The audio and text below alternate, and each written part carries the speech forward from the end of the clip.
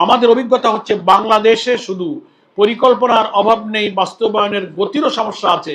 একটি কূপে কাজ করার সিদ্ধান্ত থেকে বাস্তবে কাজ শুরু করতে নানা স্তরের অনুমোদন, সংশোধন, দরপত্র, প্রশাসনিক প্রক্রিয়া অতিক্রম করতে হবে। তাই আমরা 4টি প্রশাসনিক সংস্কারের প্রস্তাব করছি। 1, দেশের এই ক্রান্তিকালে সকল স্টেক হোল্ডারদের নিয়ে ন্যাশনাল ইমার্জেন্সি এনার্জি সেল গঠন করা হোক।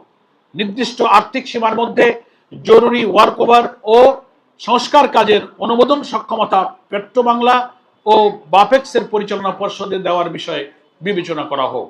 2, রূপপুর বেজ লোড প্লান্ট উৎপাদনে আসল কখন আসবে এবং এর ট্যারিফ কি হবে সেটা দেশের জনগণ জানতে চায়। 3, জরুরি দরপত্র মূল্যায়নের জন্য স্থায়ী মূল্যায়ন ব্যবস্থা তৈরি করা হোক। 4, অগ্রাধিকার প্রকল্পগুলোর জন্য একক তদারকি ব্যবস্থা করা হোক এবং কোন ফাইল কোথায় কতদিন আটকে আছে সেই তথ্য নিয়মিত প্রকাশ করা হোক।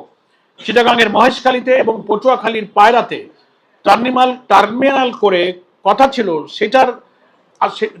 করার কথা ছিল সেটার আসলে কি হয়েছে আমরা কেউই জানি না। এবং খুলনার খালিশপুরে রূপসায় 800 মেগাওয়াট বিদ্যুৎ কেন্দ্রটি তৈরি হয়ে বসে থাকলেও আজ অবধি কমার্শিয়াল প্রোডাকশনে যেতে পারেনি। প্রধানমন্ত্রীর চ্যালেঞ্জের জবাবে আমাদের প্রস্তাব। মাননীয় প্রধানমন্ত্রী, আপনি বলেছেন পরিকল্পনা দিন। আমরা বলছি পরিকল্পনা 21শে মে থেকেই সরকারের কাছে জমা আছে। আপনি বলেছেন ভালো পরিকল্পনা হলে বাস্তবায়ন করবেন। আমরা বলছি বিরোধী দলের 10 দফা এবং সংসদীয় বিশেষ কমিটির 12 দফাকে সামনে রেখে আজ থেকেই একটি যৌথ বাস্তবায়ন কাঠামো তৈরি করুন।